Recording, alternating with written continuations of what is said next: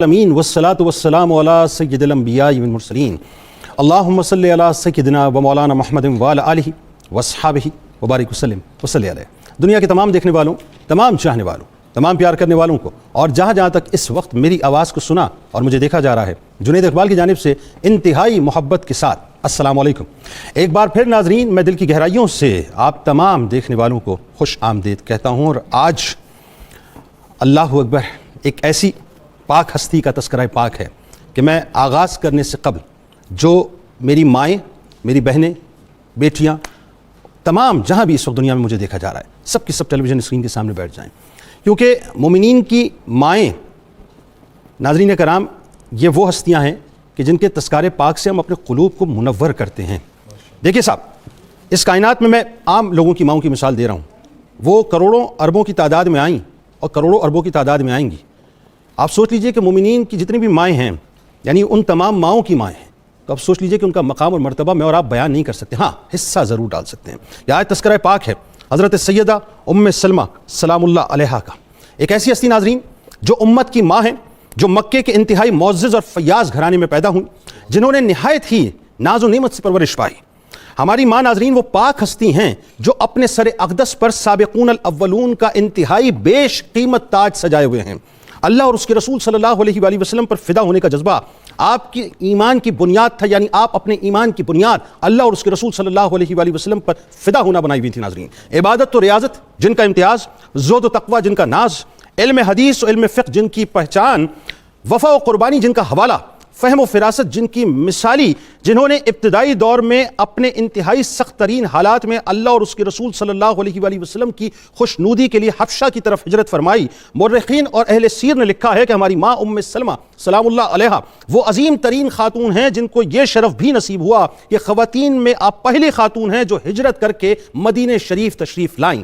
ہجرت کی یہ داستان ناظرین انتہائی کٹھن اور اس قدر ایمان افروز ہے کہ آپ سلام اللہ علیہا اپنے ننھے سے بچے کو لے کر مکے سے مدینے سفر کرتی ہیں۔ تو میں کچھ بات آپ سے ناظرین عشق کی روشنی میں کرنا چاہتا ہوں، کیونکہ ہم تو صاحب غلامی کا توق گلے میں لیے ہوئے ہیں اور عشق کی باتیں کرنا جانتے ہیں، تو عشق کی بات کر رہا ہوں کہ میرا عشق یہ کہتا ہے کہ آپ سلام اللہ علیہا صرف زمینی ہجرت کر کے نہیں گئی تھیں، بلکہ قدرت نے آپ سلام اللہ علیہا کے لیے رہتی دنیا تک جس عظیم منصب عالی کا انتخاب کیا تھا، آپ سلام اللہ علیہا کو حرم نبوی صلی اللہ علیہ وآلہ وسلم کی زینت بن کر ابد تک مومنین کی ماں ہونے کا تاج پہننا تھا۔ لہٰذا آپ سلام اللہ علیہا انتہائی جرت و دلیری سے اپنی اس عظیم منزل کی جانب رواں دواں تھیں جس کا تصور اس وقت محال تھا، لیکن قدرت نے جو انتخاب کر دیا تھا ناظرین وہ انتخاب ہو کے رہنا تھا۔ بات یہ ناظرین میرا یہ وجدان کہتا ہے کہ گو کہ آپ سلام اللہ علیہا حرم نبوی میں اس وقت داخل نہیں ہوئی تھیں، اور ایک بڑی کمال آپ کو بات بتاتا ہوں، اور یہ بھی میں عشق کی بات کرنے جا رہا ہوں علماء کرام کی موجودگی میں، کہ حضرت عثمان بن طلحہ رضی اللہ تعالیٰ عنہ اس وقت ایمان نہیں لائے تھے، مگر انہوں نے سفر میں جس اکرام سے آپ سلام اللہ علیہا کو مدینے پہنچایا اور آپ کی خدمت کی، میرا وجدان اور عشق یہ کہتا ہے کہ امت کی ہونے والی ہماری اس ماں کی خدمت و اکرام کا صدقہ اللہ نے ان کی نسلوں کو ایمان اور کعبے کی کلید برداری کے عظیم منصب کے اکرام کی صورت میں ایسا عطا کر دیا کہ رہتی دنیا تک ناظرین یہ اکرام آپ کے نصیب میں آیا، کیونکہ میں تو یہ جانتا ہوں کہ اس ماں کی خدمت کی تھی جو مومنین کی ماں ہے، اللہ تعالیٰ نے اس کا صدقہ آپ کی نسلوں میں عطا کر دیا۔ ناظرین کرام مجھے کہنے دیجئے کہ دنیا کی ساری ماؤں کی عظمتیں مجتمع ہو کے جہاں اپنی معراج پہ پہنچتی ہیں، امت کی ماؤں کی شان کی ابتدا بھی وہاں سے نہیں ہوتی۔ یہ شان دنیا کے علوم سے باہر اور دنیا کی عقل سے ماورا ہے کہ حضرت ام سلمہ سلام اللہ علیہا وہ پاک ہستی ہیں جن کو قدرت نے سرکار علیہ السلام کی عصمت و عفت و وقار بنایا۔ آپ سلام اللہ علیہا نے دین کی راہ میں بے انتہا قربانیاں دیں۔ سیدہ ام سلمہ سلام اللہ علیہا فرماتی ہیں کہ جب میں نے ابو سلمہ رضی اللہ تعالیٰ عنہ کے انتقال کے بعد یہ دعا مانگی کہ اے اللہ مجھے ابو سلمہ رضی اللہ تعالیٰ عنہ سے کوئی بہتر عطا فرما، تو مجھے خیال آیا کہ ابو سلمہ رضی اللہ تعالیٰ عنہ کا نعم البدل کون ہو سکتا ہے، لیکن جب خود حضور نبی کریم صلی اللہ علیہ وآلہ وسلم کا پیغام آیا تو مجھے خیال ہوا کہ خدا تعالیٰ نے تلافی الخیر کی صورت پیدا فرما دی ہے۔ آپ سلام اللہ علیہا کی رائے کو ناظرین اللہ اور اس کے رسول صلی اللہ علیہ وآلہ وسلم نے ایسی توقیر عطا فرمائی کہ صلح حدیبیہ کے موقع پر آپ سلام اللہ علیہا کی رائے سرکار علیہ السلام کی رائے بن گئی۔ تابعین کا ایک بہت بڑا گروہ ناظرین ان کے آستانے سے علم و فضل کا گدا بن کر ان سے بھیک لیا کرتا تھا اور علم حاصل کرتا تھا۔ علم حدیث میں بھی آپ رضی اللہ تعالیٰ عنہ کا ایک خاص مقام تھا کہ سیدہ عائشہ صدیقہ سلام اللہ علیہا کے سوا ان کا اس فن میں کوئی اور ثانی نہیں تھا کہ 300 تقریباً 87-88 کے قریب روایات جو ہیں وہ آپ سے مروی ہیں۔ آج بنیادی طور پر ناظرین بس اسی بارگاہ میں ہم ہدیہ تہنیت پیش کریں گے۔ آپ کی شخصیت ایسی شخصیت ہے کہ سرکار مدینہ صلی اللہ علیہ وآلہ وسلم کے ظاہری پردے کے بعد آپ جانتے ہیں کہ ہماری ماں حضرت زینب بنت جہش سلام اللہ علیہا آپ نے سب سے پہلا پردہ فرمایا، اور اس کے بعد جو سب سے آخر میں پردہ فرمایا وہ حضرت ام سلمہ سلام اللہ علیہا نے. یعنی آپ وہ خاتون ہیں، وہ عظیم خاتون.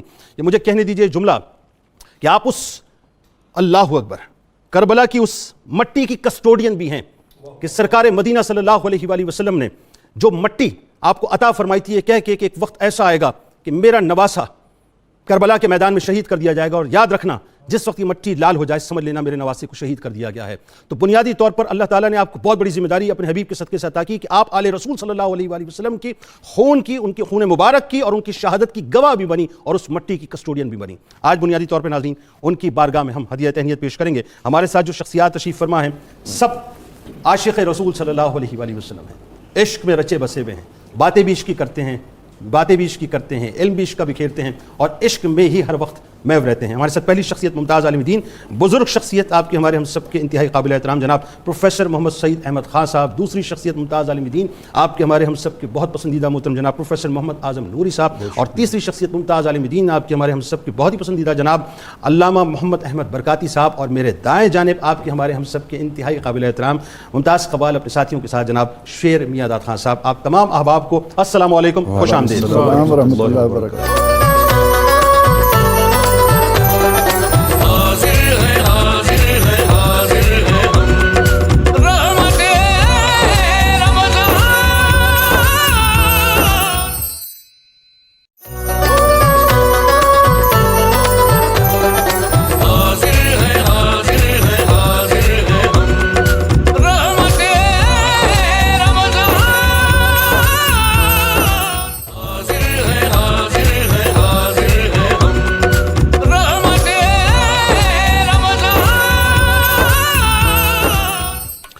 ایک بار پھر ناظرین میں آپ کو خوش آمدید کہتا ہوں رحمت رمضان کی خصوصی براہ راست نشریات میں. اور آج ہماری آپ کی ماں، ہم سب کی ماں حضرت ام سلمہ سلام اللہ علیہا کی بارگاہ میں نذرانہ عقیدت پیش کرنے جا رہے ہیں، اس دعا کے ساتھ کہ جو نذرانہ عقیدت پیش کریں گے اور جو ہمارے ساتھ دنیا میں جہاں جہاں اس وقت موجود ہیں، بس اللہ تعالیٰ سب کی حاضریوں کو قبول فرمائے. میری ایک گزارش ہوگی ناظرین، اس پوری ٹرانسمیشن میں چونکہ ظاہر ہے سیدہ پاک کا تذکرہ پاک ہے، آپ درود پاک کے نذرانے بھیجتے رہیے گا. پھر آپ دیکھیے گا انشاءاللہ کیسا کرم ہوتا ہے کہ اس ذکر کے صدقے سے انشاءاللہ اللہ تعالیٰ آپ پر بہت فضل فرمائے گا. آغاز کرتے ہیں پروفیسر صاحب آپ سے. سب سے پہلے ظاہر ہے آپ کا تعارف میں اس سوال میں تعارف نہیں کہوں گا، بس آپ شان سے ابتدا کیجیے. بسم اللہ الرحمن الرحیم.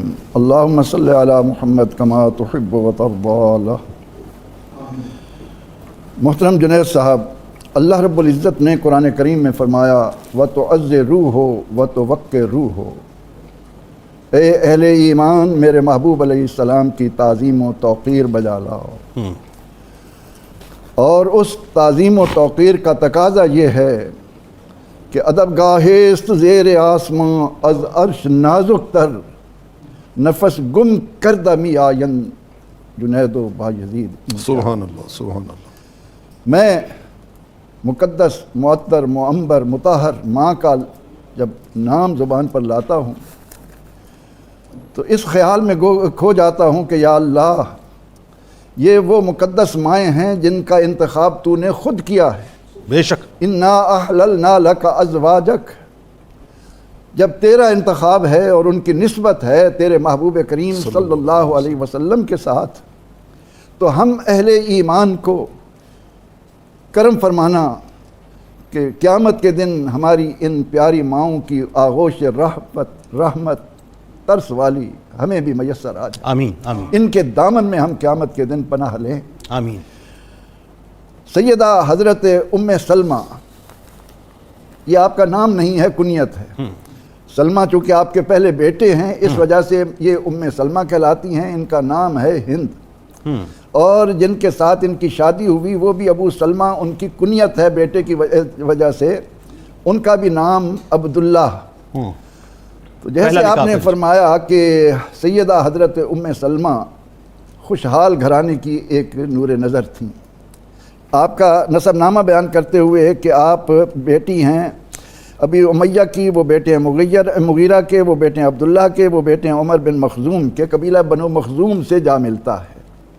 اور اس خوشحالی کی وجہ یہ تھی کہ ان کے جو والد ہیں ان کا ترہ امتیاز مکہ میں یہ تھا کہ جب قافلہ لے کر چلتے تو پورے قافلے کا خرچہ اپنے ذمے لے لیتے، انتہائی فیاض تھے، انتہائی فیاض، اس لیے ان کو زاد الراکب کے نام سے کہا جاتا کہ یہ قافلے کے زاد راہ ہیں، ان کا سامان ہے۔ سبحان اللہ۔ اس خوشحال گھرانے میں آپ نے پرورش پائی، یعنی جو مثال کے طور پہ میں ویسے بلا تمثیل عرض کر رہا ہوں کہ سونے کا چمچہ لے کے پیدا ہونا، بالکل اس طرح سے، بالکل صحیح ہے۔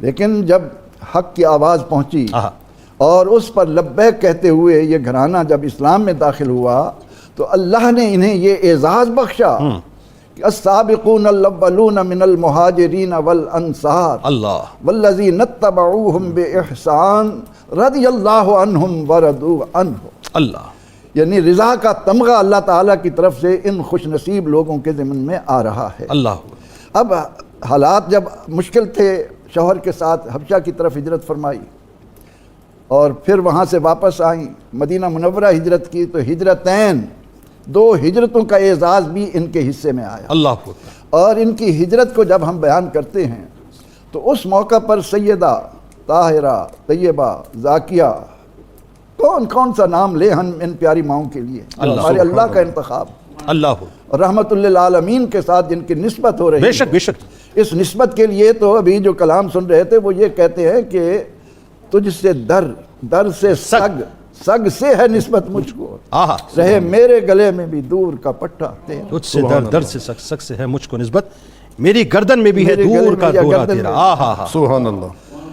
تو سیدہ ام سلمہ تو نبی رحمت صلی اللہ علیہ وسلم کے حرم پاک میں آنے والی ہیں، اس پاک گھر کے ساتھ نسبت رکھنے والے کی عظمتوں کا بیان کسی سے ہو سکے ناممکن ہے۔ بے شک۔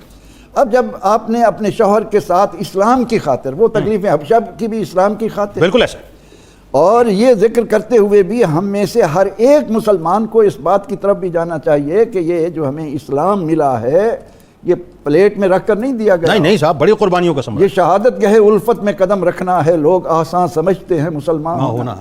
اب شوہر کے ساتھ ہجرت کے لیے جب نکلتی ہیں تو ان کا قبیلہ آ کر ابو سلمہ کے آڑے آ جاتا ہے، تم جا سکتے ہو، ہم اپنے اس فرد کو نہیں جانے دیں گے، تم نے بڑوں کا اپنا باپ دادا کا دین چھوڑا، لیکن ہم ان کو مجبور کریں گے، ان کو تمہارے ساتھ نہیں جانے دیں گے۔ اب حضرت ابو سلمہ تو چلے گئے، اب ان کی گود میں بچہ ہے اور شوہر سے جدائی، پھر اللہ کی راہ میں سفر، اللہ کے محبوب علیہ السلام اور مدینہ طیبہ پہنچنا، اس تڑپ نے انہیں اتنا بے قرار کیا کہ قبیلے والوں نے ان سے وہ معصوم بچہ بھی چھین لیا، ددیال والوں نے، بالکل ٹھیک۔ اب یہ رو رو کر ان کا برا حال، جاتی اسی ابتہ جگہ کا نام ہے، وہاں رو رو کر گزارتی وقت، بعض نے کہا کہ 7-8 دن، بعض نے کہا کہ مسلسل 1 سال تک ان کے رونے کی آواز، ان کے تڑپنے کی وہ جو ادا تھی وہ دیکھی نہیں جا سکتی تھی۔ آخر مکہ کے ایک آدمی نے ان کو مخاطب کر کے کہا، اسی قبیلے کا فرد تھا، کہ تمہارا کیا جاتا ہے، تم نے اس بیچاری معصوم عورت کو تڑپا رکھا ہے، اس کو اجازت دو یہ جائیں۔ ٹھیک ہے۔ ان کے کہنے پر جب انہوں نے اجازت دے دی تو اب ہمت دیکھیے کہ اکیلے ہی اونٹنی پر سوار ہو کر چل پڑیں، کتنا بڑا راستہ، اور اس وقت تصور کیجئے کہ کیا کیفیت ہو۔ اللہ، میں نے ابتدا میں کہا نا کہ یہ تو قدرت کے انتظام کی طرف بڑھ رہی ہے نا، وہ حرم پاک میں داخل نہیں کی۔ جب اونٹنی پر چلی تو عثمان بن طلحہ، جن کے نصیبے کا آپ نے سننے والوں کو لطف عطا کر دیا، انہوں نے کہا کہ نہیں، یہ خاتون ہیں، معصوم بچہ چھوٹا سا پاس ہے، یہ اکیلی جائیں۔ جی، انہوں نے اونٹ کی مہار پکڑ لی، ہائے ہائے ہائے، پھر اس طرح سے سفر طے کروایا، اور کتنے ادب سے کروایا تھا، کتنے ادب سے کروایا، یہ دیکھیں نا، چلے جاتے، جب تیار ہوتا جانے کا پھر جا کر مہار پکڑ لیتے۔ ہائے ہائے ہائے، ام سلمہ ان کو خراج عقیدت پیش کرتے ہوئے فرماتی ہیں، ماں جن کو اللہ اکبر، اللہ، کہ میں نے ان جیسا شریف النفس نہیں دیکھا۔ ٹھیک ہے، تو آپ مدینہ منورہ پہنچ گئیں، قبا کے مقام پہ پہنچ گئے، یعنی وہ کھجوریں نظر آئیں۔ عثمان بن طلحہ رضی اللہ عنہ فرمانے لگے کہ اب تم، اس وقت تو وہ ایمان نہیں لائے تھے، تو فرمانے لگے کہ یہ مقام ہے، تمہارے شوہر تمہیں قبا میں مل جائیں گے، اب یہاں مجھے اجازت دیجیے۔ یہ ہجرت کا واقعہ ہو گیا۔ اب اسی تسلسل میں بھی یہ بڑا خوبصورت ایک ربط بن گیا علامہ صاحب۔ اب یہیں سے ذرا بات آگے بڑھاتے ہیں کہ اب آپ مدینہ شریف میں پہنچ گئیں حضرت ابو سلمہ رضی اللہ تعالیٰ عنہ کے پاس، اس کے بعد اب بتائیے کہ ابو سلمہ رضی اللہ تعالیٰ عنہ کے ساتھ ظاہر ہے آپ نے کچھ وقت گزارا، پھر ان کی شہادت، اور پھر آپ سلام اللہ علیہ کا حرم نبوی میں داخل ہونا، یہ ذرا تسلسل سے لوگوں کو بتائیے۔ سبحان اللہ، سبحان اللہ، سبحان اللہ، بسم اللہ الرحمن الرحیم۔ میں پہلے تو جنید بھائی وہ جو آپ نے اللہ کے گھر بیت اللہ شریف کی خدمت کو خدمت ماں سے جوڑا ہے، میں تو اس کا لطف لے رہا ہوں اللہ اللہ اللہ کہ ماشاءاللہ وہ حضرت عثمان بن طلحہ رضی اللہ تعالیٰ عنہ کے خاندان کو کم و بیش 15 صدیاں گزر گئی ہیں اور اس خدمت ماں کا صلہ آج بھی آج تک اور قیامت تک میرے سرکار نے فرمایا چابیاں نہیں لی جائیں گی. کوئی لے نہیں سکتا ان سے، کوئی لے نہیں سکتا. اللہ اللہ میں امام ذہبی رحمہ اللہ تعالیٰ کی سیر و اعلام النبلاء میں انہوں نے آپ کے بہت سے القابات کا ذکر کیا ہے. میں سیدنا ابو سلمہ رضی اللہ تعالیٰ عنہ کے تذکار پاک سے پہلے اس میں سے ایک لقب عرض کرنا چاہوں گا کہ رحمت کونین صلی اللہ تعالیٰ علیہ وآلہ وسلم کی ازواج مطہرات میں سے آپ تنہا، یہ آپ کو انفرادی خصوصیت اور امتیازی وصف حاصل ہے کہ انہوں نے آپ کا ایک لقب بیان کیا محجبہ. محجبہ آپ نے سیدہ، طاہرہ، سرن زاکیہ، زاہدہ، عابدہ، لیکن امام ذہبی نے ایک آپ کا لقب بیان کیا محجبہ. سبحان اللہ. محجبہ کہتے ہیں دربان کو، دربان کو. یعنی رحمت کونین صلی اللہ علیہ وآلہ وسلم نے کئی بار خلوت نشینی اختیار کی. کوئی خاص معاملات تھے، کبھی ملک المطر بارش کا فرشتہ خدمت میں حاضر ہو رہا ہے، کبھی جبریل امین آ رہے ہیں، تو آقا علیہ الصلوۃ والسلام دروازے پہ جس کو دربان کے طور پہ ڈپیوٹ کرتے اور کہتے کہ تم نے ڈیوٹی دینی ہے، کوئی بندہ اندر نہ آئے، وہ ام المومنین سیدہ ام سلمہ، اللہ اکبر اللہ حضرت اکبر ام اللہ سلمہ ہوا اکبر. کرتی تھی. یہ میرے بھی علم میں اضافہ ہے، میں نے آج تک پڑھا نہیں ہے. الحمدللہ ثم کیا الحمدللہ. اچھی بات. یہ مختلف شرف ہیں کیا اچھی بات. جو کریم آقا علیہ الصلوۃ والسلام نے اپنے غلاموں کو اور اپنے نسبت اور قرابت والوں کو عطا کی. سبحان اللہ سبحان. کیا بات. آپ کا حضرت سر قطع کلام کی معذرت، ایک جملے میں یہاں پر بھی ذرا خواتین کو میسج بھی دے دیجئے، یہ کتنا بڑا مقام سرکار علیہ السلام نے عورت کو عطا کیا، کتنا بڑا مقام عطا کیا اس طرح سے. یعنی شوہر اور بیوی کا جو آپس میں تعلق ہے، اس میں جو لیول آف کانفیڈنس، جی جی، یہ اس کی معراج ہے. معراج ہے. واہ واہ معراج ہے کہ ان کو یہ عہدہ اور یہ رتبہ عطا کیا، یعنی دوسرے لفظوں میں مشن کمپینین بنایا. بالکل ایسے ہی، بالکل ایسے ہی. یہ زبردست آپ نے کمنٹس دیا. میں اس کے ساتھ ہی ایک اور چھوٹی سی بات جوڑنا چاہوں گا. ابھی خان صاحب نے بڑا خوبصورت کلام اعلیٰ حضرت کا ہمیں سنایا کہ بسلے تو نہ شد پیدا جانا. اعلیٰ حضرت علیہ الرحمہ نے کہا تھا تیرے خلق کو حق نے عظیم کہا اور تیری خلق کو حق نے جمیل کیا. کوئی تجھ سا ہوا ہے نہ ہوگا شہا، تیرے خالق حسن و ادا کی قسم. اللہ اکبر. اچھا، یہ ہمارا عقیدہ اور اسلام کا یہ خوبصورت مزاج صرف رحمت کونین کے لیے نہیں ہے، اللہ، بلکہ آپ سورہ احزاب کو اٹھائیں تو اللہ جل مجدہ نے انہی امہات المومنین کے لیے اور انہی ازواج مطہرات کے لیے ایک جملہ کہا. فرمایا یا نساء النبی، اے میرے محبوب علیہ الصلوۃ والسلام کی ازواج مطہرات، لستن کاحد من النساء، قیامت تک آنے والی عورتوں میں سے کوئی عورت تمہاری مثل نہیں ہو سکتی. اللہ اکبر. اللہ فرمایا یعنی عقیدہ یہ بنا کہ صرف آقا ہی بے مثل و بے مثال نہیں ہے، بلکہ جس شے کو آقا سے نسبت ہوئی ہے وہ بھی بے مثل اور بے مثال، سبحان اللہ سبحان، وہ بھی بے مثل اور بے مثال بن گئی. سبحان اللہ. حضرت ابو سلمہ رضی اللہ تعالیٰ عنہ اپنی زوجہ کے ساتھ ان کا بہت محبت اور پیار کا تعلق، بہت غیر معمولی محبت اور پیار کا تعلق تھا. دیکھنا ایک دن بیٹھے ہوئے اور ام المومنین سیدہ ام سلمہ نے ایک پرپوزل پیش کیا. انہوں نے کہا کہ میں نے سنا ہے رحمت کونین صلی اللہ علیہ وسلم سے کہ اگر بیوی فوت ہو جائے اور شوہر کوئی اور شادی نہ کرے تو قیامت والے دن اس کی بیوی اس کے ساتھ جنت میں اکٹھی کی جائے گی، اور اگر شوہر فوت ہو جائے اور بیوی شادی نہ کرے تو قیامت والے دن وہ اس کے ساتھ جنت میں اکٹھی کی جائے گی.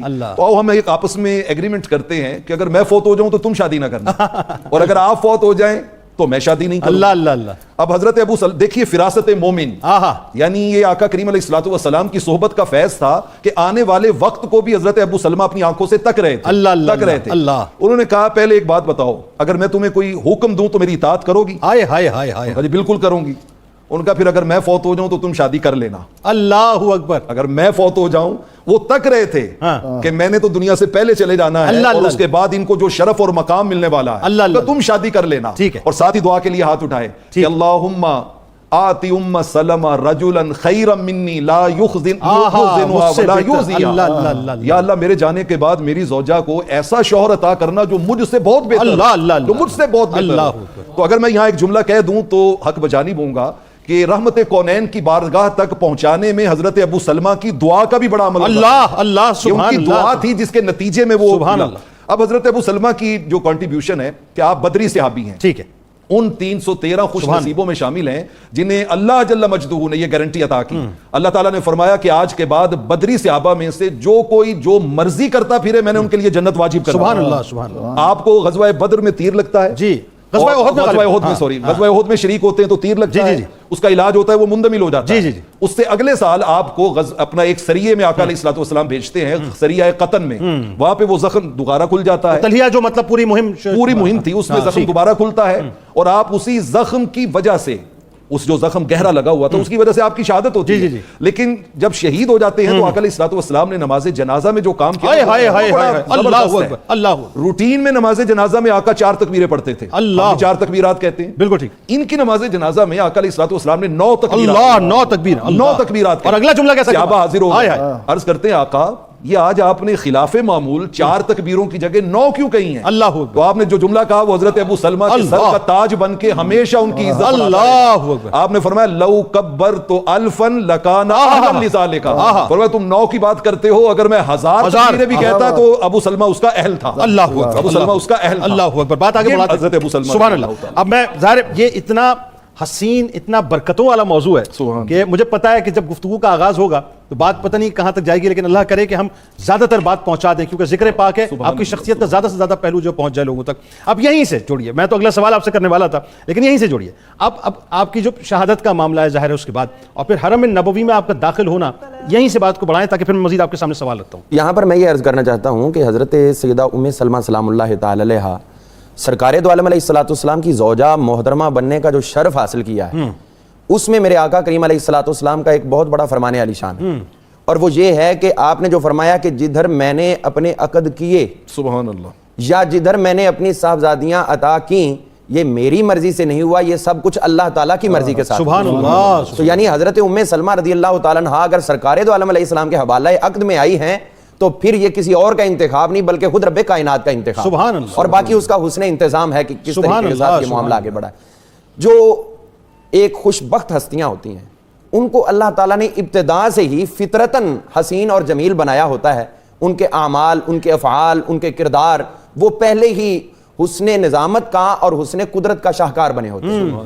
حضرت سیدہ ام سلمہ رضی اللہ تعالیٰ عنہا کو فطری طور پر جو اپنے والد محترم سے سخاوت ملی تھی, اور میرے آقا کریم علیہ الصلوۃ والسلام نے اس چیز کو بلڈ اپ کیا, اور سٹارٹ میں آپ نے یہی ذکر کیا.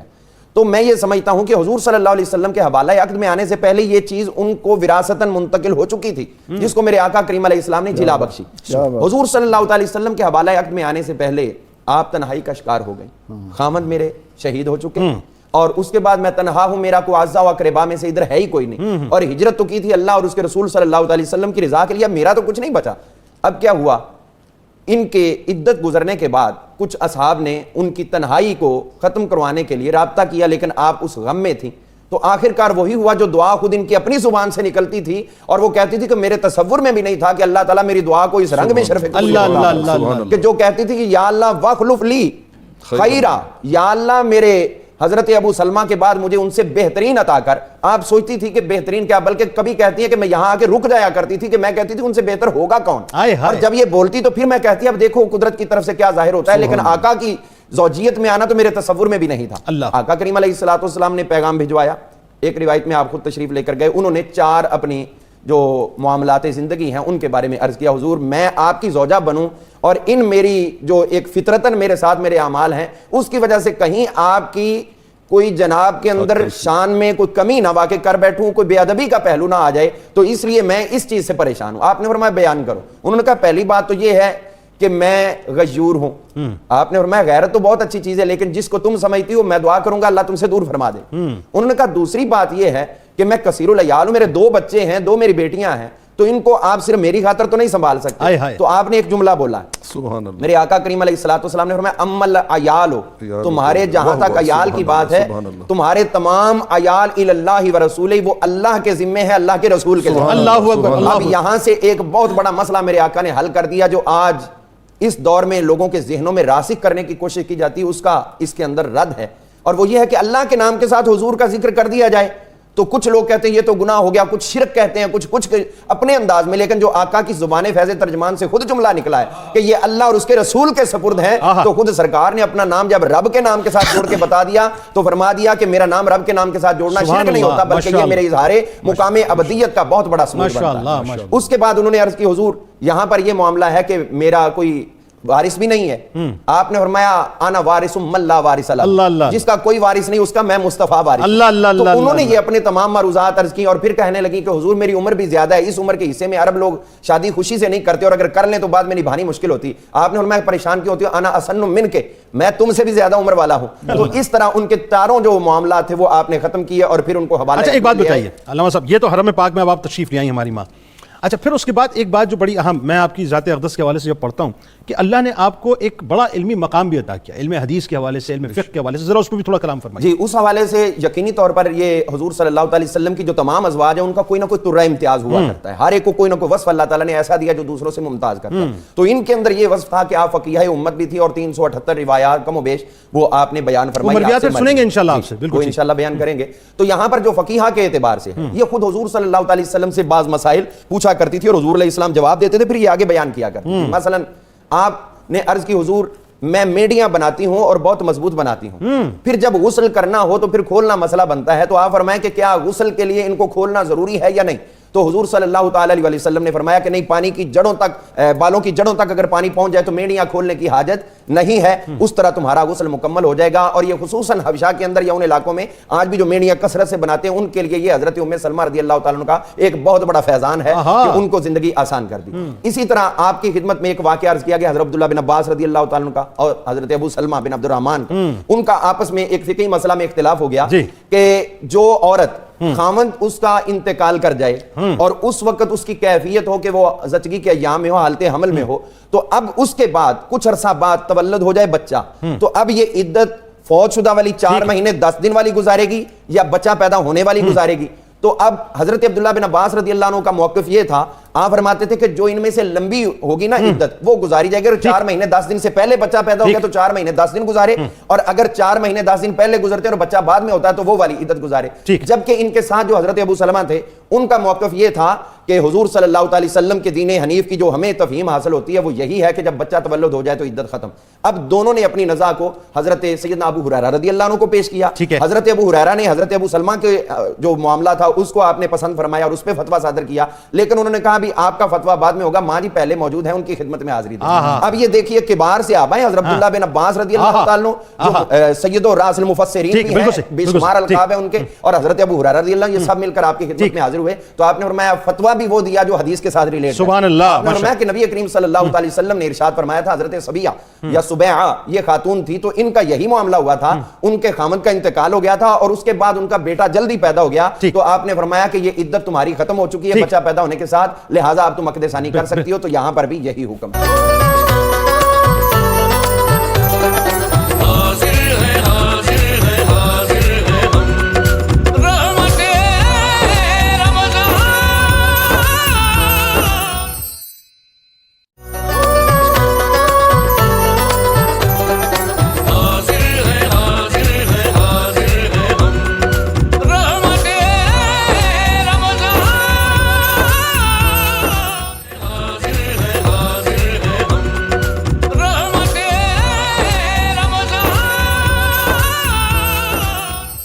ایک بار پھر ناظرین میں آپ کو خوش آمدید کہتا ہوں رحمت رمضان کی خصوصی براہ راست شریعت میں, اور آج تذکرہ پاک ہے ہماری ماں ام المومنین سیدہ ام سلمہ سلام اللہ علیہا کا.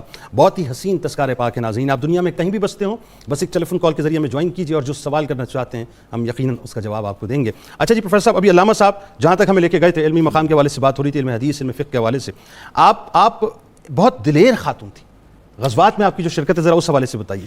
حضور نبی اکرم رحمت عالم صلی اللہ تعالی علیہ وسلم کے دامن کرم میں جس کو بھی جو نصیبہ ملا اس کی شان ہی بڑھتی چلی گئی.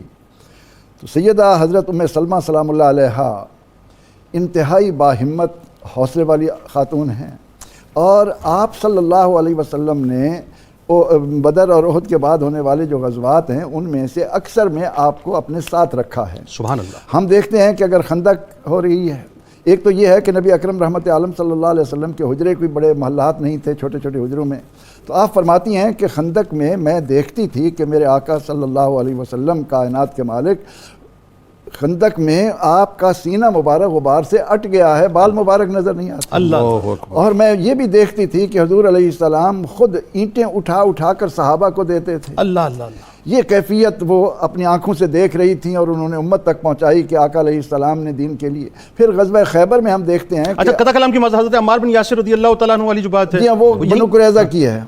خندق کے بعد جو ہے وہ بڑی زبردست بات کی طرف آپ نے اشارہ کیا کہ حضور علیہ السلام نے بنو قریظہ کے بعد ان کی بدعہدی کی بنا پر ابو لبابہ رضی اللہ عنہ کو بھیجا کہ انہیں بتائیں.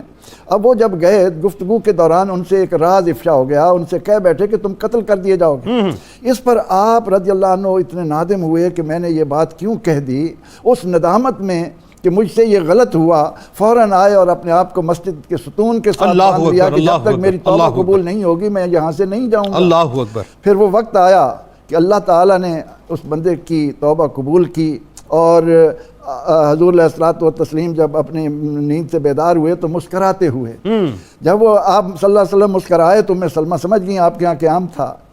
یا رسول اللہ میں قربان, یہ آج آپ مسکراتے ہوئے اٹھے. فرمایا کہ اللہ تعالیٰ نے مجھے بشارت دی ہے کہ ہم نے ابو لبابہ کی توبہ قبول کر لی. اللہ اکبر. پھر ساتھ ہی عرض کرتے ہیں اگر اجازت ہو تو میں جا کر ان کو بتاؤں. پھر وہیں دروازے میں کھڑے ہو کر ابو لبابہ کو آواز دی کہ تمہاری توبہ قبول ہو گئی ہے. اس آواز کا نکلنا تھا کہ پورا مدینہ منورہ خوشی میں امڈ آیا. اللہ اللہ. ان کو مبارکباد دینے کے لیے وہ تمام کے تمام وہاں اکٹھے ہو گئے. تو اسی طرح غزوہ خیبر, جبکہ ابو لبابہ رضی اللہ تعالیٰ عنہ نے یہ بھی بات رکھی کہ جب تک سرکار علیہ السلام اپنے دستے مبارک سے مجھے نہیں بھولیں گے اس وقت تک میں آزاد خود نہیں ہوں گا, اپنے آپ کو میں آزاد نہیں کروں گا, میں یہاں رہوں گا. پھر غزوہ خیبر میں ہم دیکھتے ہیں کہ آپ حضور علیہ السلام کے اتنا قریب ہوئی کہ جب حضرت علی مرتضیٰ کرم اللہ تعالی وجہہ نے مرہب پر تلوار کا وار کیا اور اس کے جب دانت ٹوٹے تو فرماتی ہیں کہ ان دانتوں کے ٹوٹنے کی کرکراہٹ بھی مجھے آ رہی تھی. اللہ, اس کی آواز بھی محسوس ہو رہی, اس کی آواز بھی میں سن رہی تھی. اس طرح حضور علیہ السلام کے ساتھ رہیں. پھر ہم ان کی جو ایک زبردست شرکت ہے صلح حدیبیہ کے, اللہ صاحب الرائے ہونا آپ کا, وہ مثالی ہے کہ جب نبی اکرم رحمت عالم صلی اللہ علیہ وسلم کے ساتھ معاہدہ ہو رہا تھا ایک وقت تو وہ تھا کہ صحابہ کرام رضی اللہ عنہم آپ کے منہ مبارک سے نکلنے والی تھوک مبارک کو بھی زمین پر نہیں گرنے دے رہے تھے. اتنی فدائیت جب معاہدہ ہوا اس کی اس شک نے کہ اگر مشرکین کا کوئی آدمی آئے گا وہ واپس کر دیا جائے گا, واپس نہیں کیا جائے گا یا اپنی مرضی سے, لیکن جب کوئی مسلمان ہجرت کر کے یہاں سے جائے گا تو اس کو واپس کر دیا جائے گا. اب کچھ شکایت ایسی تھیں اس حدیبیہ کے معاہدے کی تفصیل نہیں بیان ہو سکتی کہ صحابہ پر ایک غم کا پہاڑ ٹوٹ گیا, کیا ہم حق پر نہیں ہیں. اس اثناء میں جب اللہ تعالیٰ نے آپ کو فتح مبین کی بشارتیں دے دیں تو آپ نے جب صحابہ رضی اللہ عنہم سے فرمایا کہ اب تم احرام کھول دو, قربانیاں کرو, سر منڈاؤ اور حلق کے بعد قربانی کرو, تو وہ غم کے تلے ایسے دبے ہوئے ہیں, انتظار کر رہے ہیں کہ ہو سکتا ہے کہ اس کے متعلق کوئی وحی مبارکہ آ جائے. اللہ. حضور سید عالم صلی اللہ علیہ وسلم دیکھ رہے ہیں کہ آج میرے پروانے میرا حکم پر عمل کرنے میں اتنی تاخیر کیوں ہو گئی ہے. اسی اثناء میں آپ سیدہ ام سلمہ سلام اللہ علیہا کے ہاتھ آتی ہیں, تشریف لاتے ہیں, اور اس موقع پر ام سلمہ نے رہتی دنیا تک عورت کا جو مقام بلند کیا ہے. اللہ. فرماتی ہیں یا رسول اللہ صلی اللہ علیہ وسلم آپ ایسا کیجئے, آپ جا کر اپنے قربانی کیجئے, حلق کیجئے اور احرام کھول دیجئے, ان سے کچھ نہ کہیں. نبی رحمت صلی اللہ علیہ وسلم آئے اور اس تکنیک نے اتنا کام کیا کہ آج بھی اس پر تحقیق کرنے والے حیران ہیں کہ حضور علیہ السلام نے جب کیا تو صحابہ نے سمجھا کہ بس اب تو یہ آخری فیصلہ ہے وہی کا, تو انہوں نے سب نے پھر تو اتنے جلدی کے ساتھ کہ ایک صحابی دوسرے کے سر مونڈ رہا تھا اور پھر قربانی اور یہ سارا کچھ, یعنی آپ کی رائے کو اتنا مقدم جو ہے اللہ نے. بالکل ٹھیک. بات آگے بڑھاتے ہیں.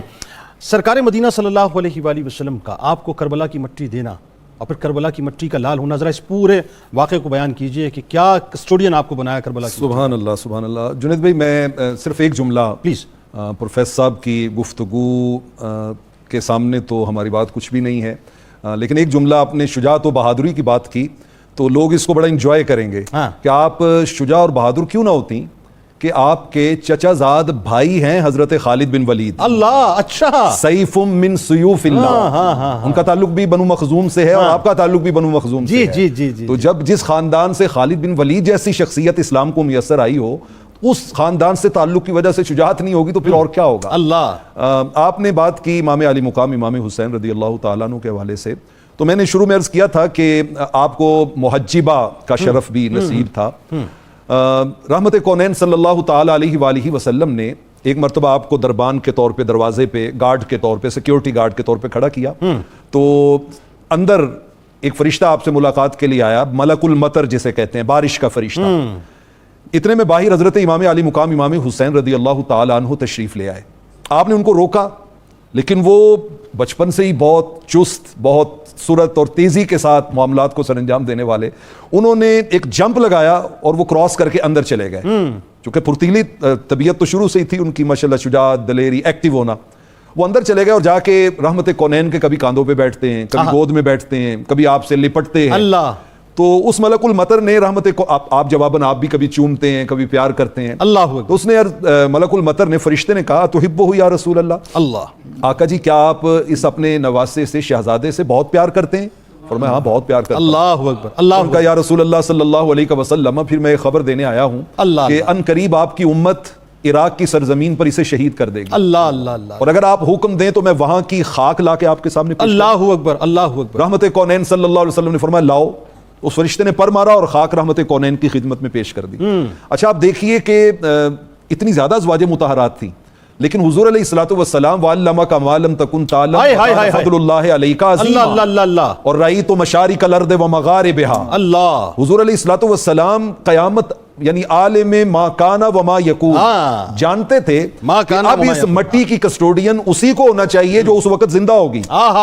ساری ازواج مطہرات واقعہ کربلا سے پہلے اللہ کو پیاری ہو گئی. اللہ. واحد حضرت ام المومنین سیدہ ام سلمہ رضی اللہ تعالیٰ عنہ تھی جو اس وقت بھی موجود تھی. آقا علیہ الصلوۃ والسلام نے ان کو وہ مٹی عطا کی اور فرمایا یاد رکھنا کہ جب یہ مٹی خون میں بدل جائے جان لینا کہ میرے نواسے کو ظالموں نے شہید کر دیا. اللہ اکبر. اللہ اکبر. ایگزیکٹ 10 محرم الحرام کا دن مسند احمد میں روایت موجود ہے.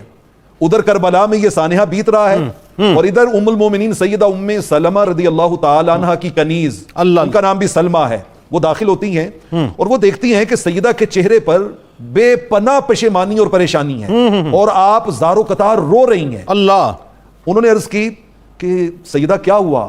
فرمایا میں نے ابھی ابھی خواب میں رحمت کونین کو دیکھا. اللہ. علی لحیتہ تراب، آپ کی مبارک داڑھی پہ بھی خاک مٹی کربلا کی وہ پڑی ہوئی تھی، آپ کا جسم اثر بھی جو ہے وہ غبار اس کے بوسے لے رہا تھا. اللہ. تو میں نے جب آپ کی یہ حالت دیکھی تو میں نے عرض کی ما لک یا رسول اللہ، آقا جی کیا ہوا؟ اللہ.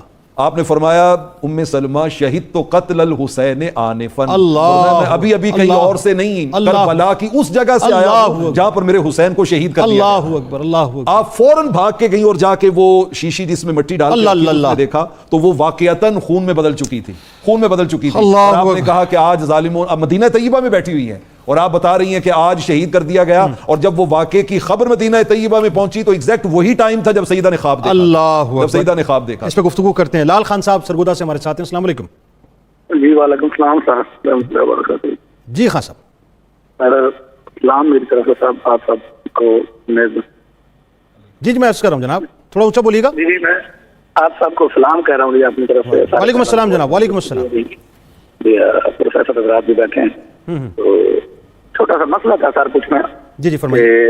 یہ روزہ کی حالت میں نماز پڑھتے ہوئے یا ہم دعا مانگ رہے ہیں یا درود پڑھ رہے ہوتے ہیں تو اکثر اوقات آنسو آ جاتے ہیں. کیا آنسو آ جاتے ہیں؟ ٹھیک ہے. آنسو آتے ہیں تو بعض اوقات دھیان نہیں رہتا تو وہ منہ میں بھی چلے جاتا ہے پانی جو ہے آنسو کا. اچھا ٹھیک ہے، بالکل صحیح. وہ اس معاملے میں پوچھنا بالکل آپ کو بتاتے ہیں. میں سمجھ گیا، بالکل سمجھ گیا. آپ کا بہت شکریہ، آپ نے ہمیں جوائن کیا. احمد حمید صاحب احمد پور شرقیہ سے ہمارے ساتھ ہیں. السلام علیکم. سبحان اللہ. وعلیکم السلام. جنید بھائی کیا حال ہے؟ جی الحمدللہ جناب، آپ ٹھیک ہیں؟ الحمدللہ سر، اللہ کا احسان ہے سر. ماشاءاللہ زبردست آپ کی ٹرانسمیشن ہوتی ہے. جزاک اللہ جی. اور الحمدللہ ہمارا رمضان شریف بہترین گزر رہا ہے. ہم اور کوئی ٹرانسمیشن ایسے نہیں دیکھتے اس میں ہیلے بہانے وغیرہ بہت کچھ ہوتا ہے. یہ ہمیں زبردست. اللہ سب کی کاوشوں کو قبول فرمائے. بس آپ سوال کیجیے. آمین. اچھا جنید بھائی میرا یہ سوال تھا جناب کہ اس روزے دار کے بارے میں کیا فرمان ہے جو خود تو روزہ رکھ لیتا ہے لیکن کسی ایسے شخص کو جس نے روزہ نہیں رکھا ہوتا ہے کسی بھی شرعی عذر کی وجہ سے اس کو ذلیل کرتا ہے اس محفل میں جہاں اس شخص کی عزت ہوتی ہے. توبہ توبہ توبہ توبہ توبہ. بالکل آپ بتاتے ہیں جی. آپ کا بہت شکریہ، آپ نے ہمیں جوائن کیا. ایک اور کالر ہمارے ساتھ ہیں مسز وقار راولپنڈی سے. جی السلام علیکم. وعلیکم السلام. جی بھائی میں آپ کا پروگرام بہت شوق سے دیتی ہوں، ماشاءاللہ بہت اچھا پروگرام ہے. بہت شکریہ میری بہن. فرمائیے کیا پوچھنا چاہتی ہیں؟ بہت انفارمیٹیو ہے. اللہ تعالیٰ آپ لوگوں کو سلامت رکھے. آمین آمین. سوال کیجیے. کامیابیاں دے. تو میں نے سوال یہ کرنا تھا کہ سود کے بارے میں جتنی بھی بینک سے ہم لون لیتے ہیں اسکیم وغیرہ یا کوئی بھی ڈپارٹمنٹ سے کسی بھی ڈپارٹمنٹ سے ہم لیتے ہیں سود مجبوری کے تحت لیتے ہیں اپنی چیزوں کو حاصل کرنے کے لیے کچھ بھی, تو کیا یہ صحیح ہے کہ نہیں؟ بس یہ بتا دیجیے. اچھا, سود لینا کسی مجبوری کے تحت بینک سے, ٹھیک ہے جی, بالکل آپ کو بتاتے ہیں. آپ کا بہت شکریہ, آپ نے ہمیں جوائن کیا.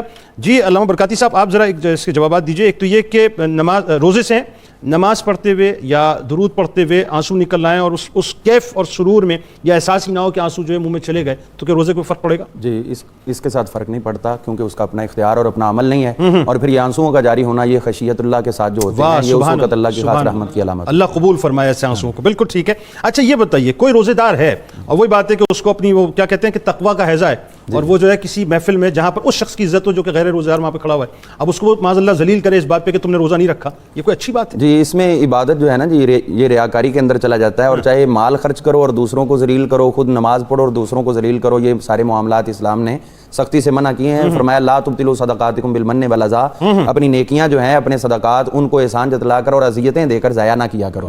تو اب یہ خود جو ہے اپنے آپ کو نیکوکار ظاہر کرنا ہے اور دوسرے کو بدکار سمجھ کر اس کی تذلیل کرنا ہے, تو یہ تو انبیاء کرام علیہ السلام صرف سرکار ہی نہیں بلکہ کسی بھی نبی نے اپنی امت کے اندر یہ عمل اختیار نہیں کیا, اور ہر ایک نے اس سے اجتناب کیا ہے. ٹھیک ہے. اچھا سود کے حوالے سے بتائیے کہ کوئی پریشانی اب ایک پرابلم ہے اور بہت مجبوری ہو گئی کہ اگر بینک سے لون نہیں لیتے تو مسئلہ حل نہیں ہوتا ہے, بات جو عزتوں پہ آ گئی, تو کیا کیا جائے؟ اس میں سیدھی سی بات یہ ہے کہ سود ہر حال میں سود ہے اور ہر حال میں اللہ تعالیٰ سے اعلان جنگ ہے.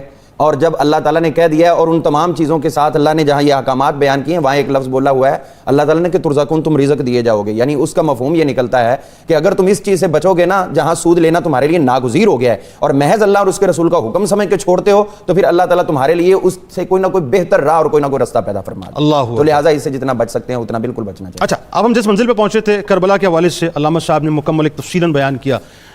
ایک یہ کہ آپ کے جو مرویات ہیں آپ سے میں چاہتا ہوں ذرا اس پہ تھوڑا سا آپ کلام فرمائیے. تقریباً کوئی 378 کے قریب ہیں, اس میں سے کچھ مرویات بیان کیجیے. اس میں جو ابھی بہت گفتگو خوبصورت فرمائی کربلا کے حوالے سے, تو ایک بات میں عرض کر کے پلیز.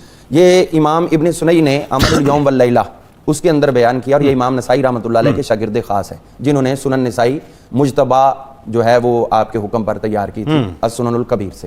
یہ انہوں نے روایت بیان کی. ایک تو اور محدثین نے بھی اس کو بیان فرمایا ہے کہ جب حضرت امام علی مقام امام حسین پاک رضی اللہ عنہ کی ولادت کا وقت ہوا تو اس وقت حضور صلی اللہ علیہ وسلم نے حضرت سیدہ ام سلمہ رضی اللہ عنہا اور سیدہ زینب, ان کا بھی تازہ نکاح ہوا تھا, تو ان کو حضرت سیدہ فاطمہ الزہرا سلام اللہ تعالی علیہا کے پاس بھیجا ولادت کے وقت, اور ساتھ حکم دیا کہ آپ وہاں پر حضرت سیدہ فاطمہ الزہرا کے پاس کھڑے ہو کر ایک مرتبہ آیت الکرسی شریف, سورہ آراف کی آیت کریمہ نمبر 54 اور 2 مرتبہ معوذتین یعنی قل اعوذ برب الفلق اور قل اعوذ برب الناس, اس کو 2 مرتبہ جو ہے وہ آپ دونوں صورتوں کو 2 مرتبہ تلاوت کرو. اور انہوں نے تلاوت کی, تو اس کے نتیجے میں تو اب جو بات وہ کربلا تک پہنچی ہے اس کے ساتھ یہی ہے کہ امام پاک کی ابتدا کے ساتھ بھی آپ وابستہ ہیں اور آپ کی شہادت کے ساتھ. اللہ. تو اسی طرح آپ نے جو فرمایا کہ آپ کی مرویات کے اعتبار سے, تو اس میں ایک روایت آپ نے ارشاد فرمائی جو چونکہ روایات تو 378 ہیں تو سب کا یاد ہے, وہ بیان کرتے ہیں جن کا ہمارے ساتھ براہ راست اعمال کے ساتھ تعلق ہے.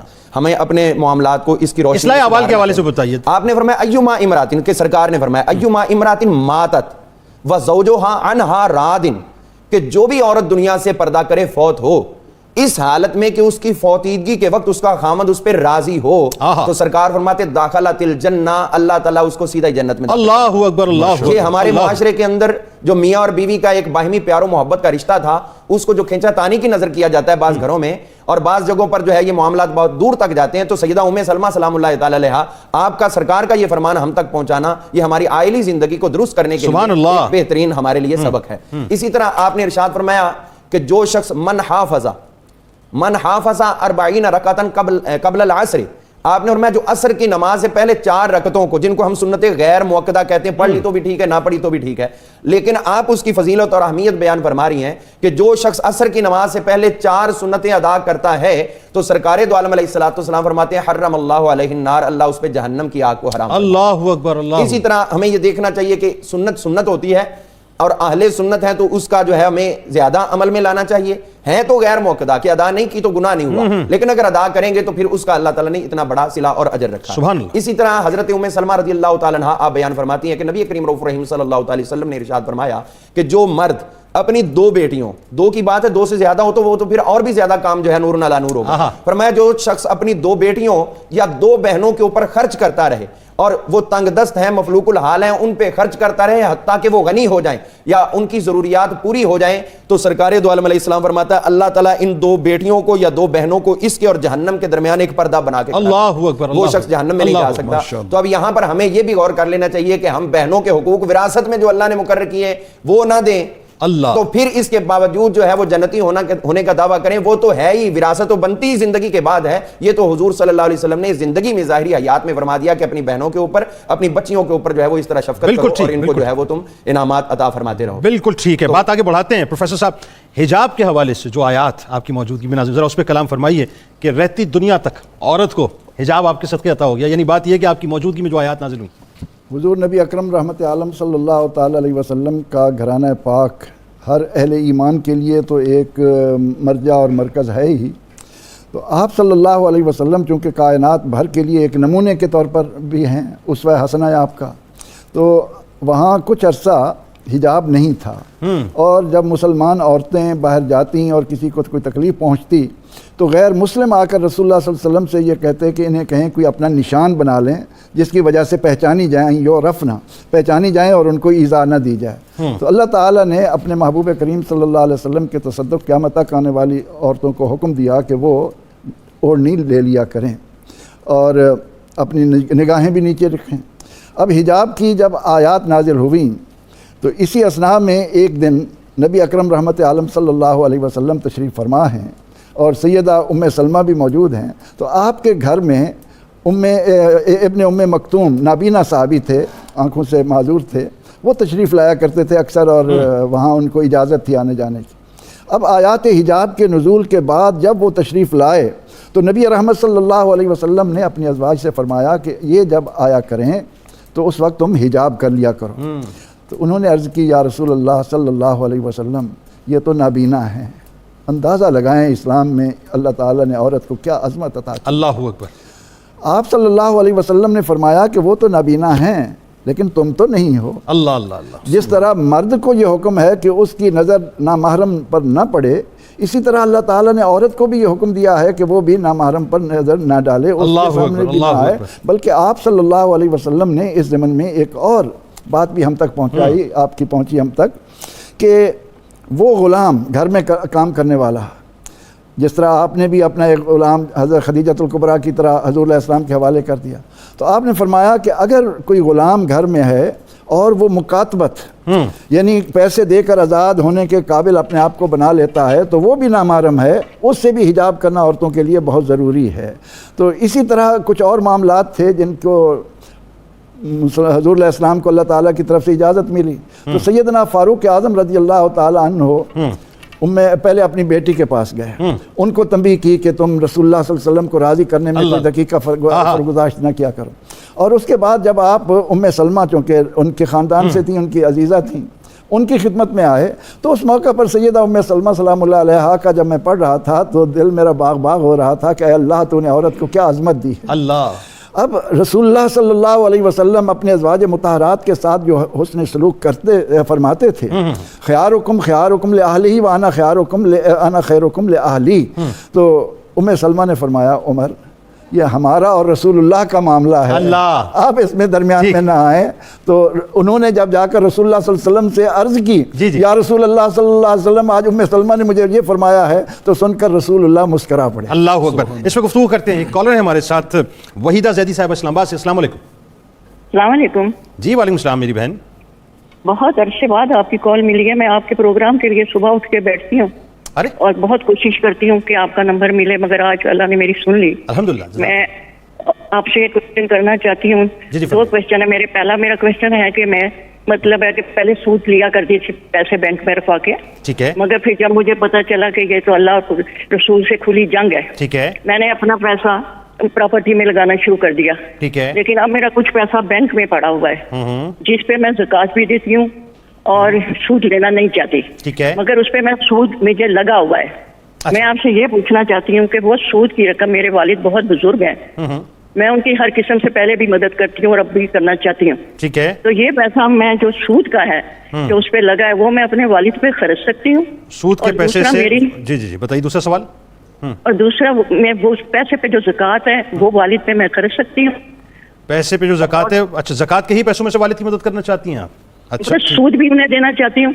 ٹھیک ہے، آپ کو بتاتے ہیں بھی دینا چاہتی ہوں. بہت توجہ سے اس کا جواب آپ ضرور سنیے گا. مجھے پتہ ہے علماء کرام کیا فرمائیں گے، لیکن بہت توجہ سے آپ سنیے گا، آپ کو انشاءاللہ بہت تشفی ہوگی. اگلے کالر ہمارے ساتھ ہیں محمد امین صاحب اسکردور سے. السلام علیکم.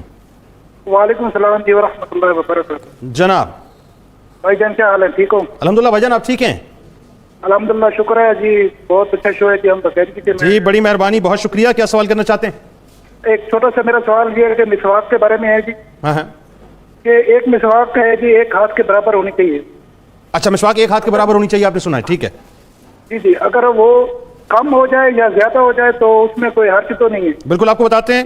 بہت شکریہ آپ نے ہمیں جوائن کیا. بہت مختصر جواب میں چاہ رہا تھا تاکہ پھر اس کے بعد ہم چلتے ہیں قوالی. لیکن جب میں لوٹوں گا آپ سے تو میں نے ایک بڑا اہم سوال آپ سے کرنا ہے تبرکات کے حوالے سے، اور اس پہ آپ ہی نے جو اپنے رنگ میں گفتگو کرنی ہے. اچھا یہ بتائیے، پراپرٹی کے بزنس میں انہوں نے پیسہ لگایا، لیکن اب وہ بینک میں پیسہ پڑا ہے، اس سے سود کا پیسہ جو آتا ہے اس سے وہ والد کی مدد کر سکتی ہیں، اور جو زکوٰۃ کا پیسہ ان کے پاس پڑا ہے اس سے والد کی مدد کر سکتی ہیں؟ جنید بھائی اصل میں سود کا پیسہ جو ہے اس سے تو کسی کی مدد نہیں ہو سکتی نا، اس معنی میں کہ اس پر کوئی ثواب ملے گا. جی جی جی. مطلب یہ ہے کہ اس کو فوری طور پہ اس سے جان چھڑانی چاہیے. اور فقہا کہتے ہیں کہ اگر وہ آپ نے سود کا پیسہ مجبوری آپ کی بنا ہوا ہے، آپ کو ملتا ہے، حالانکہ مجبوری کوئی نہیں ہے، بالکل ہمارے پاس ہر چوائس موجود ہے، اسلامک بینکس موجود ہیں، کرنٹ اکاؤنٹس موجود ہیں، تو اگر وہ آپ کے پاس آ جاتا ہے تو آپ کسی بھی فلاحی کام میں بغیر ثواب کی نیت سے اس کو لگا سکتے ہیں. باپ کے لیے وہ سود کے پیسے کی بجائے انت و مالک الیبیک، جس کا ہم مال ہے، جس کے ذریعے سے ہم دنیا میں وہی کہہ رہا ہوں نا کہ انسان خود اور اس کا سارا مال ہی ماں باپ کے لیے ہے، اس میں سے خرچ کرنا. اور پھر زکوٰۃ کے پیسوں میں سے زکوٰۃ کے پیسے میں سے بھی ہرگز جو ہے وہ باپ کو، یہ اصول و فروع کو تو زکوٰۃ ویسے ہی نہیں دی جا سکتی. اللہ اللہ اللہ اللہ. بس وہ اچھا ابھی بتائیے، یہ ایک ہاتھ کے برابر یہ مسواک ہونی چاہیے؟ سنت ہے، سنت ہے، کوشش یہ کی جائے کہ ایک ہاتھ بالش کے برابر ہی مسواک. اچھا یہ سنت کے مطابق، اور اگر اس سے مثال کے طور پہ چھوٹی ہو تو مسواک تو ہو جائے گا، ثواب تو ملے گا نا اس کا. ہاں بالکل ٹھیک ہے.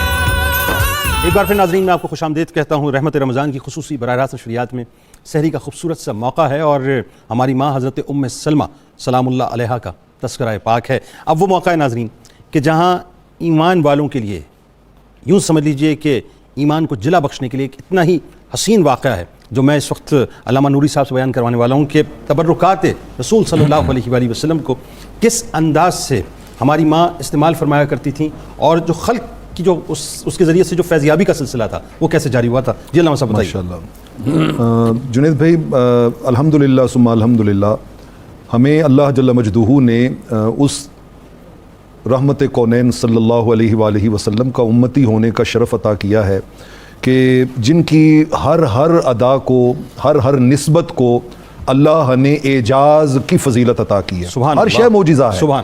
آقا علیہ الصلوۃ والسلام کا بولنا معجزہ ہے، چلنا معجزہ ہے، دنیا میں آنا معجزہ ہے، دنیا سے جانا معجزہ ہے. سبحان اللہ. اسی تسلسل میں سراپا معجزہ ہے، سراپا معجزہ، اس میں بالکل کوئی شک اور شبہ نہیں ہے.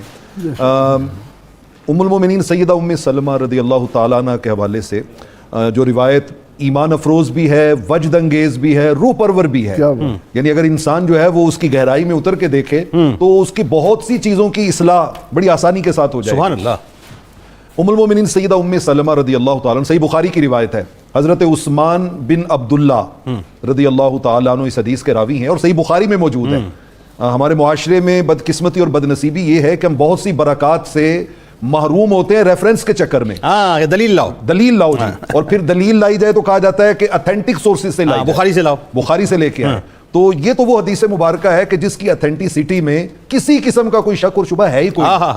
حضرت عثمان بن عبداللہ رضی اللہ تعالیٰ عنہ کہتے ہیں کہ ایک بار میرے گھر والوں نے، آپ بچپن تھا آپ کا، میچور عمر تھی ویسے تو انہوں نے مجھے ایک پیالہ پانی کا دے کے بھیجا کہ یہ لے کے ام المومنین سیدہ ام سلمہ کے گھر میں جائیں. کہتے میں وہ لے کے وہاں پہ چلا گیا تو ام المومنین کو پہلے ہی گھر والوں نے ان سے بات کی ہوئی تھی، تو آپ تشریف اندر لے کے گئیں اور وہاں سے آپ ایک شیشی نکال کے لائی اور اس میں کچھ بال تھے، منہ مبارک تھے. اللہ کہتے ہیں انہوں نے وہ منہ مبارک جو تھے وہ اس میں پانی میں اس طرح گھما کے تو وہ مجھے واپس کر دیے. کہتے میں نے جب یہ سارا معاملہ دیکھا اور وہ پیالہ لے کے گھر میں آیا اور جب میں نے اس کے بارے میں دریافت کیا تو مجھے پتا چلا کہ ذرا جملہ سنیے ان کا، اذا اصاب الانسان عین او شیء، کہ مدینہ طیبہ میں جس کسی کو بھی نظر بد لگتی ہے یا کوئی اور تکلیف ہوتی ہے، اللہ کوئی کسی قسم کی کوئی بیماری کوئی تکلیف اس کو ہوتی ہے، تو وہ طبیب کے پاس نہیں جاتے، وہ سیدہ ام سلمہ سلام اللہ علیہا کے کاشانہ نور پہ جاتے ہیں، اللہ اکبر، وہ پانی میں حضور علیہ الصلوۃ والسلام کے گیسوہائے عنبرین، منہ مبارک، زلفائے عنبرین، وہ گھما کے واپس دیتی ہیں، وہ لا کے مریض کو پلائی جاتی ہے، اور دین اینڈ دیئر اللہ اس کو شفا عطا فرماتا ہے، اللہ اکبر۔ یعنی اللہ رب العالمین نے آقا کریم علیہ الصلوۃ والسلام کے، یہ تو منہ مبارک ہے، اس رب نے تو آپ کے لعاب صحن مبارک میں بھی شفائیں رکھی تھی، سبحان اللہ۔ اور چچا زاد بھائی کا عمل بھی یہی تھا، خالد بن ولید رضی اللہ عنہ، میں اسی طرف آنے لگا، ماشاءاللہ اب آپ پہ بھی کشف ہونا شروع ہو گیا۔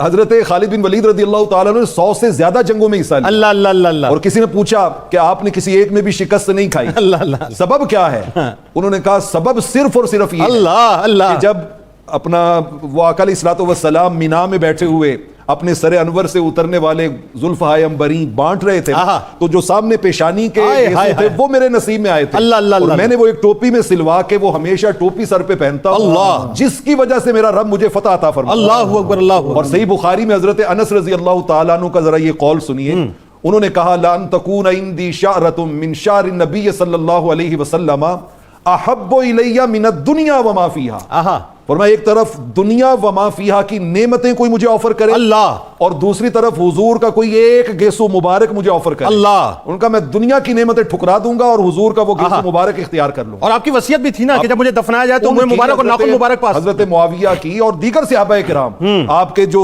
مبارک ناخن کے تراشے ہوتے تھے، آپ کے گیسوہائے مبارک ہوتے تھے، ان کے ساتھ وہ نسبت جوڑتے تھے اللہ، اور وہ کہتے تھے ان کے صدقے اللہ جو ہے وہ ہمیں الحمدللہ بخشش و مغفرت اللہ اکبر۔ تو یہ رحمت کونین صلی اللہ علیہ وسلم کے تو تبرکات ایسے ہیں کہ کھارے پانی میں آپ اپنا لعاب دہن ڈالتے ہیں تو میٹھا ہو جائے، وہ میٹھا ہو جاتا ہے، آپ کسی کو پھونک مارتے ہیں وہ صحت یاب ہو جاتا ہے۔ یعنی ہماری ماں دوسرے لفظوں بمانی دوسری کہ مدینے کے بیماروں کو بال مبارک کے ذریعے سے شفا عطا فرمایا، بے شک ایسے ہی، بے شک ایسے ہی، اس میں کوئی شک نہیں ہے کہ مدینہ طیبہ کے لوگوں کو شفا ام المومنین سیدہ ام سلمہ کے در دولت سے ملا کرتی، اللہ اکبر، اللہ۔ اور ادھر دوسری امی جان کی طرف چلے جائیں، ام المومنین سیدہ عائشہ صدیقہ رضی اللہ تعالیٰ عنہ، صحیح مسلم کی روایت ہے کہ ان کے پاس حضور علیہ الصلوۃ والسلام کا جبہ مبارک تھا، اور اس میں لفظ ہیں کہ جب کوئی مدینہ طیبہ میں بیمار ہوتا اس جبے کو بھگویا جاتا، اس کا دھون نچوڑ کے بیمار کو پلایا جاتا، نحن نغسلھا للمرضى یستشفى بہ سقیمنا، اللہ اس کے صدقے میں اس کو شفائیں، سبحان اللہ۔ اور یہی جبہ مبارک پھر آپ کی بہن حضرت اسماء بنت ابی بکر کے پاس رضی اللہ تعالیٰ عنہ کے منتقل ہوا، بالکل ان کے پاس، اور پھر وہ بھی یہ طریق کرتے، بالکل ایسے ہی، یعنی صحابہ کرام علیہم الرضوان کے عقیدے دیکھیے، ان کے عقیدے کیا تھے، سبحان اللہ۔ بدقسمتی اس امت کی یہ ہے کہ وہ چیزیں جو ہمارے لیے فیض و جود، سخا اور رحمت برکت کا منبع تھی، ہمیں انہی کے بارے میں ڈاؤٹس پڑ گئے، اللہ اکبر، ہم انہی کے بارے میں ڈاؤٹس، پھر ہم ایمان پہ ڈاؤٹ کریں نا، بات میں وہی کہہ رہا ہوں، پھر ایمان پہ ڈاؤٹ کریں، بات یہ۔ علامہ صاحب ایک سوال اور جو بڑا اہم ہے کہ ان آیات کا نزول جو آپ کے سوالات کے جوابات کی صورت میں نازل ہوئیں اس پر ذرا کلام فرمائیں، اور خاص طور پر جو آپ کی جود و سخا ہے، آپ کی سخاوت کا جو دریا بہتا تھا، ذرا سوال۔ سبحان اللہ۔ یہ یقینی طور پر جو نزول قرآن ہے، قرآن پاک کی تکمیل تو حضرت سیدنا آدم علیہ نبینا علیہ الصلوۃ والسلام سے پہلے ہی ہو چکی تھی، لیکن جب دور رسالت مآب صلی اللہ تعالی وسلم آیا تو اس وقت ضرورتاً جس چیز کی ضرورت تھی اللہ تعالیٰ وہی آیت جو ہے وہ نازل فرماتا رہا، اور یہ اللہ تعالیٰ کا حسن انتظام تھا کہ حالات ایسے ہوتے جو وہ عرض کرتے تو ادھر سے آیت جو ہے وہ تیار ہوتا۔ اب اس میں جو آپ کی رائے پر یا آپ کے سوالات پر یا ویسے آپ کی ذات کے ساتھ ریلیٹ کر کے جو آیات کا نزول ہوا، ویسے تو بہت سی ہیں، لیکن میں خصوصیت سے سورہ احزاب کی 3 آیات کا تذکرہ کرنا چاہوں، بتائیے۔ ان میں سب سے پہلے تو جو مشہور و معروف آیہ کریمہ ہے اس کا تعلق بھی آپ ہی کے گھر سے ہے، انما یرید اللہ لیذھب عنکم الرجس اہل البیت ویطہرکم تطہیرا، یہ حضور صلی اللہ تعالی علیہ وآلہ وسلم حضرت سیدہ ام سلمہ سلام اللہ تعالی علیہا کے گھر کے اندر تشریف فرما تھے، تو یہاں پر اللہ تعالیٰ نے اس آیہ کریمہ کو نازل کیا۔ اور میں اگر یہ کہوں کہ سورہ فاتحہ سورہ اخلاص کے بعد شاید سب سے زیادہ اہل محبت اسی آیت کا ورد کرتے ہیں تو شاید بے جانا ہوگا، کیونکہ اس کے اندر جو اہل بیت اطہار کا مقام اور مرتبہ اللہ تعالیٰ نے ظاہر فرمایا، تو یقینی طور پر اس میں حضرت ام سلمہ سلام اللہ علیہا کے لیے بھی مزید عزت افزائی ہے کہ اس آیت کے نزول کے لیے اللہ تعالیٰ نے حضرت ام سلمہ کے گھر کا انتخاب فرمایا۔ اچھا، آپ نے سوال بھی کیا کہ کیا میں اہل بیت میں شامل ہوں؟ تو اصل میں اس پہ تھوڑی سی آپ نے جو بات کر دی تو اس میں وضاحت دے دوں، وہ یہ ہے کہ اصل میں اس دور میں عرب میں ایک چیز موجود تھی، اور وہ یہ تھی کہ بیویوں کو، بیٹوں کو اپنا گھر سمجھا جاتا تھا، لیکن بیٹیوں کو یا بیٹیوں کی اولادوں کو اپنے گھر کا حصہ نہیں مانا جاتا تھا۔ حضور صلی اللہ علیہ وسلم کی تمام ازواج مطہرات اہل بیت کے اندر شامل ہیں، اور وہ اس دور میں معروف اور مقبول تھا، لیکن جو بیٹی کو شامل نہیں کیا جاتا تھا، یہاں پر ان کی اس سوچ کا رد کیا ہے اللہ نے، اور حضور صلی اللہ علیہ وسلم نے ان کو بلا کے اللہم ہؤلاء اہل بیتی، یہ سب میری اہل بیت ہیں، یہ چیز بتا دی کہ باقی بیٹیوں کو حضور کی صاحبزادی پہ قیاس نہ کرو، جیسے عام عورتیں عام ہیں تو حضور کی شہزادیاں خاص الخاص ہیں، تو یہ انہی کو اللہ تعالیٰ نے سبحان اللہ۔ تو اسی طرح ایک اور آیہ کریمہ جس میں اگرچہ شادی حضرت سیدہ زینب بنت جہش سے ہوئی تھی، لیکن اس وقت وہ گھر جو تھا وہ حضرت سیدہ ام سلمہ رضی اللہ عنہا کا تھا۔ جب حضور صلی اللہ علیہ وسلم نے دعوت فرمائی، صحابہ کرام موجود تھے، حضور صلی اللہ علیہ وسلم چاہتے تھے کہ اب یہ تمام چلے جائیں، لیکن زبان فیض ترجمان سے کچھ نہیں کہتے تھے، یہ اچھا نہیں لگتا تھا۔ تو اس وقت جو آیہ کریمہ نازل ہوئی، یا ایھا الذین آمنوا لا تدخلوا بیوتا النبی الا ان یؤذن لکم سے لے کر فاذا طعمتم فانتشروا تک، یہ اللہ تعالیٰ نے حضرت ام سلمہ رضی اللہ تعالیٰ عنہا کے گھر میں نازل فرمائی۔ اسی طرح حضرت ام سلمہ رضی اللہ عنہا، آپ نے عرض کی حضور مردوں کے بارے میں تو بہت سی آیات اللہ تعالیٰ نے جگہ جگہ نازل کی، تو ہم عورتوں کا کیا حصہ ہے؟ تو اپنی صنف کی جو ہے آپ نے بہترین ترجمانی کی، تو اس موقع پر اللہ تعالیٰ نے قرآن مجید فرقان حمید کے اندر اس آیہ کریمہ کا سورہ احزاب ہی کے اندر نزول فرمایا، ان المسلمین والمسلمات، عورتوں کے لیے، والمؤمنین والمؤمنات والقانتین والقانتات والصادقین والصادقات والصابرین والصابرات والخاشعین والخاشعات والمتصدقین والمتصدقات والصائمین والصائمات والحافظین فروجہم والحافظات والذاکرات والذاکرین اللہ کثیرا والذاکرات اعد اللہ لہم مغفرۃ واجرا عظیما۔ جو مرد نیک کام کرتے ہیں جتنے اجر کے حقدار ہیں، بغیر استثناء کے اللہ تعالیٰ نے حضرت ام سلمہ رضی اللہ عنہ کے اس سوال کے جواب میں عورتوں کو بھی اسی طرح شامل فرمایا۔ یعنی دنیا بھر کی عورتوں کو یہ پیغام مل گیا کہ اللہ تبارک و تعالیٰ نے اپنی حبیب کریم صلی اللہ علیہ وسلم کے صدقے اور ہماری ماں کے صدقے سے عورتوں کو ایک بلند مقام عطا کر دیا ہے، اب اس میں گھبرانا نہیں ہے عورتوں کو۔ بالکل اسی طرح اگر آیات کی طرف چلیں تو بے شمار مواقع آتے ہیں، سخاوت کے بارے میں سخاوت کی طرف آ جاتا ہوں۔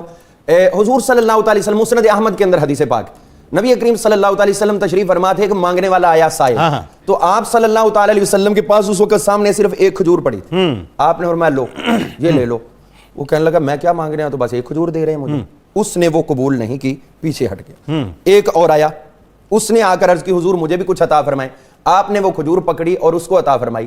جب اس نے پکڑی آپ کے دستے مبارک سے کھجور، وہ قدردان تھا، آقا کی رحمت کا طلبگار تھا، تو اس نے عرض کیا سبحان اللہ، یہ جو ہم بھی بات بات پہ کہتے ہیں یہ سنت صحابہ ہے، وہ کہنے لگے سبحان اللہ تو ہمارا تو من رسول اللہ، سبحان اللہ حضور کی جناب سے مجھے ایک کھجور نصیب ہو رہی ہے۔ وہ اتنا خوش ہوا، اتنا خوش ہوا۔ آقا کریم علیہ السلام کے پاس ایک چھوٹی بچی بیٹھی تھی، آپ نے فرمایا ابھی حضرت ام سلمہ کے گھر میں جاؤ اور انہیں جا کے کہو کہ میں نے ان کو 40 درہم دیے ہوئے تھے، وہ درہم اٹھاؤ اور اس سائل کو عطا کر۔ اللہ اللہ تو حضرت ام سلمہ رضی اللہ عنہا انہوں نے وہ تمام متاع جو 40 درہم آپ نے عطا کی ہوئی تھی وہ اٹھا کے ان کو عطا کر دی۔ اب اس کے بعد یہی تسلسل حضرت سیدنا حسن بصری رضی اللہ عنہ، آپ کی والدہ محترمہ حضرت خیرہ جن کا نام تھا، وہ حضرت ام سلمہ رضی اللہ عنہا کی باندھی تھی، تو ایک مرتبہ کچھ خواتین آپ سے بھی مانگنے کے لیے آئیں، تو انہوں نے کہا اتنی عورتیں میں کس کو کیا دوں، انہوں نے ان کو واپس موڑنا چاہا، تو حضرت ام سلمہ رضی اللہ عنہا فرمانے لگیں کہ بیٹی یہ گھر عام گھر نہیں ہے، یہاں سے ہر ایک کو عطا کیا جائے گا، جو کچھ بھی ہے وہ دے دو، کچھ اور نہیں، کچھ نہ کچھ آپ نے لیا، کچھ کھجوریں لی، کچھ اور چیزیں،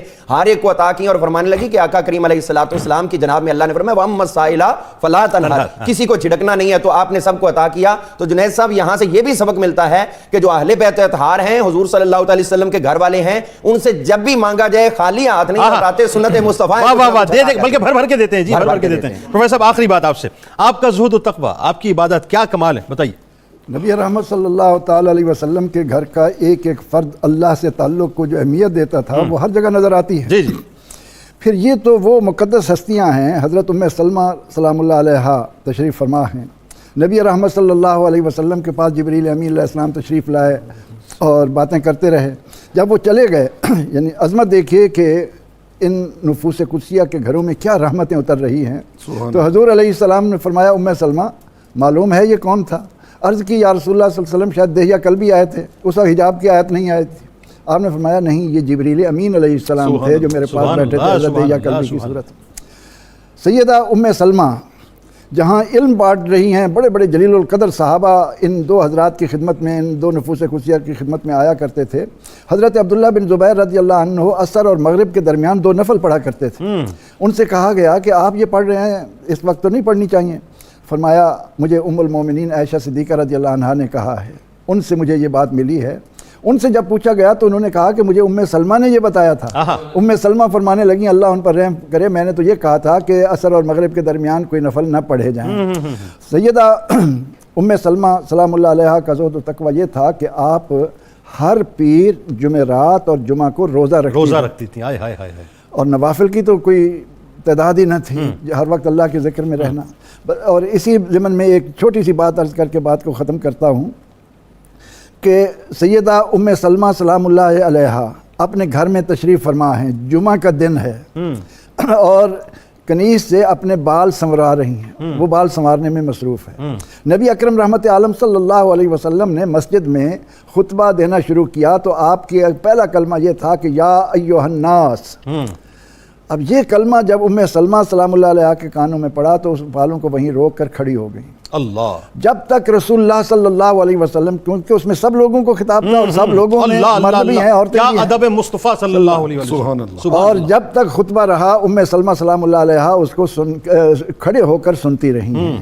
تو اللہ رب العزت نے ہمیں ان مقدس ماؤں کے ذریعے بڑی عظمتوں سے نوازا ہے. اب ہماری عقیدتوں کا محور یہ ہونی چاہیے کہ ہم ان کے در کے سوالی بنے رہیں گے تو ہماری دنیا آخرت سنورے گی. اس سے ہٹ جائیں گے تو اور کچھ ہو ہی نہیں سکتا. وہ بات وہی ہے کہ اس در سے ہٹ جائیں گے تو پھر کٹ جائیں گے اور بڑھ جائیں گے, ختم ہو جائے گا.